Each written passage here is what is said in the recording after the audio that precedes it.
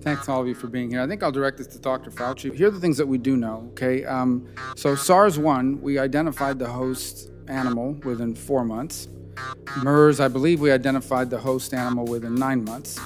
It's now been 15 and a half, 16 months. We've still not seen, and China's not produced any evidence of the host animal that transmitted. We know that China has a history of lab accidents. We do know of outbreaks that came out of a laboratory. In 2004, two researchers in Beijing were infected doing research on SARS, and it led to an outbreak. China has a history of lab accidents. This outbreak happened in a city that happened to be the home, coincidentally, of a lab which we know is involved in extensive research. And what they do is they take this naturally occurring virus and they manipulate it and they change it to make it infectious to humans. We know that they do that there. They've published about it. And it also happened in a city, in a lab, where a Rutgers biosecurity expert raised concerns about its safety. And our diplomats in 2018 were cabling back to Washington expressing concern about the safety. So I take all those facts together, right? SARS, we knew the host in 4 months. MERS, we knew the host in 9. We still don't know the host for COVID, even though, and China's not being transparent about it, even though they have a vested interest in producing the host, so they can put all those down. In a lab that we know is involved in changing viruses synthetically so that they become infectious for humans.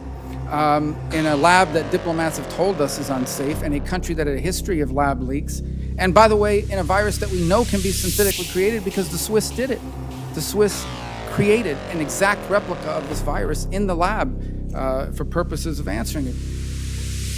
All of these facts were available to us last April. Why? I'll start with Dr. Fauci. Why did you dismiss the lab leak theory as credible? I have always said that the high likelihood is that this is a natural occurrence.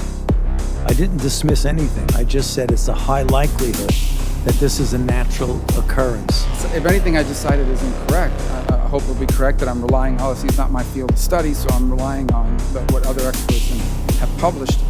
What is the basis for this high likelihood? What is the basis for the conclusion that it is likelier to have been naturally occurring than a lab accident? I asked a specific question to the Director of National Intelligence, and how I posed it is it not true that it is the assessment that they are equally likely based on our information that we have? So as I outline all of these things here, is she wrong when she answered me yes? And based on everything I've just cited, what is it that we're basing the higher likelihood of naturally occurring? Is it simply because that's all we've ever seen in the past? Well, we have historical experience that happened with SARS-CoV-1. It happened with MERS. It happened with HIV. It happened with virtually all the influenza pandemics.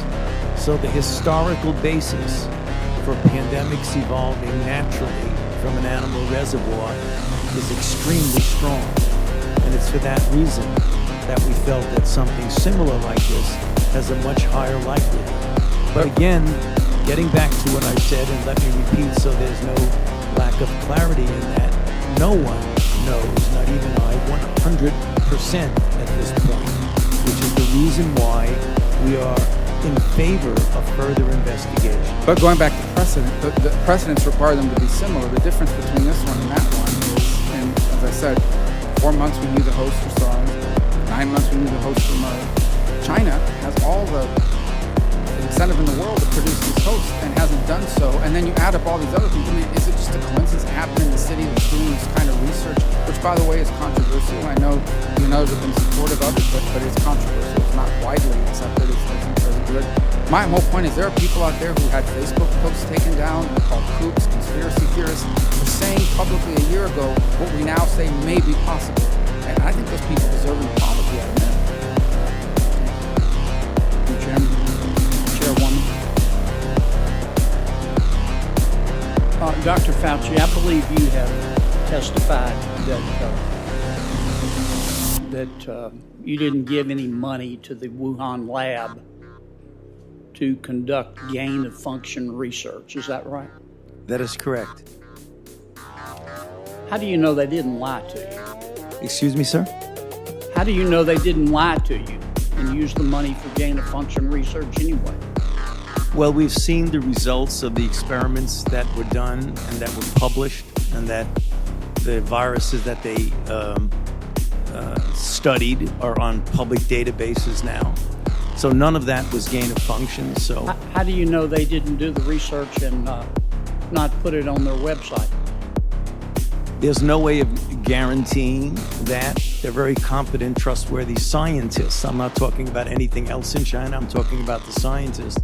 That you would expect that they would abide by the conditions of the grant, which they've done for the years that we've had interactions. So you don't think the Chinese would lie to you? Well, when you say the Chinese are a rather broad group. I know the scientists that we've dealt with have been trustworthy. Mm-hmm. You think all the scientists have told the truth in terms of the origin of the Wuhan virus and not been influenced by the Communist Party of China, do you? I don't have enough insight into the Communist Party in China to know the interactions between them and the scientists, sir. Right. Why are we giving them money in the first place? Well, that's a very good question, and thank you for giving me the opportunity to You're answer welcome. it.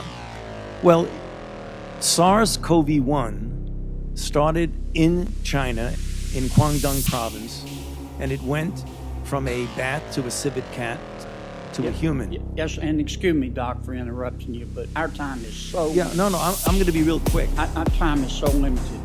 Why are we giving money to the labs in China to study virology? Well, I'm going to give you a rather succinct answer to that, sir. I appreciate that. And that's why I was saying the SARS-CoV-1, clearly the bats that have the viruses, that are the coronaviruses, are in China. As I said a couple of times, it's not in Fairfax County, Virginia, or is it in New York? It's in China. That's where the bats are. Yeah, the bats. That's where the bats I are. want to be sure I understand your testimony. You didn't give money to the Wuhan lab to do gain-of-function research. That is correct. And you believe they didn't do gain-of-function research because they told you they didn't. We've seen the results of the studies that they conducted, and they were not... Including any private studies. Excuse me? Including... Any private studies. I'm not sure what you're getting at, sir. Here's what I'm getting at. You gave them money and you said, don't do gain-of-function research. Correct. And they said, we won't. Correct. And you have no way of knowing whether they did or not except you trust them. Is that right? Well, we generally always trust the grantee to do what they say. Have you ever had a grantee lie to you? I cannot guarantee that a grantee has not lied to us because you never know. Can we agree that if you took President Xi Jinping and turned him upside down and shook him, the World Health Organization would fall out of his pocket? I don't think I can answer that question, sir. I'm sorry. Well, do you think that the President Xi Jinping has undue influence over the World Health Organization, do you? I have no way of knowing the influence of the president of China over the WHO. Do you think the WHO is a completely independent body, level playing field, call it like you see it, and they really want to get to the bottom of the origin of the virus? Do you believe that? My interaction with the WHO and for Dr. Tedros, the Director General, has been one that I do believe he's a person of high degree of integrity. I want to ask one last question. Why did y'all spike the prior administration's investigation into the origins of the coronavirus and whether it could have come out of the Wuhan lab? Sir, we did not spike anything in the prior administration. I'm not sure what you mean by spike, but we have no influence. The State Department spiked the prior administration's study. But that has nothing to do with the National Institutes of Health. So they didn't consult with y'all? They did not. Did they consult with you, Dr. Collins? I read about it in the press this morning. Doc? They just spiked it without talking to their experts? You don't want to answer that one, do you? I just read about it. Thank you, Madam Chair.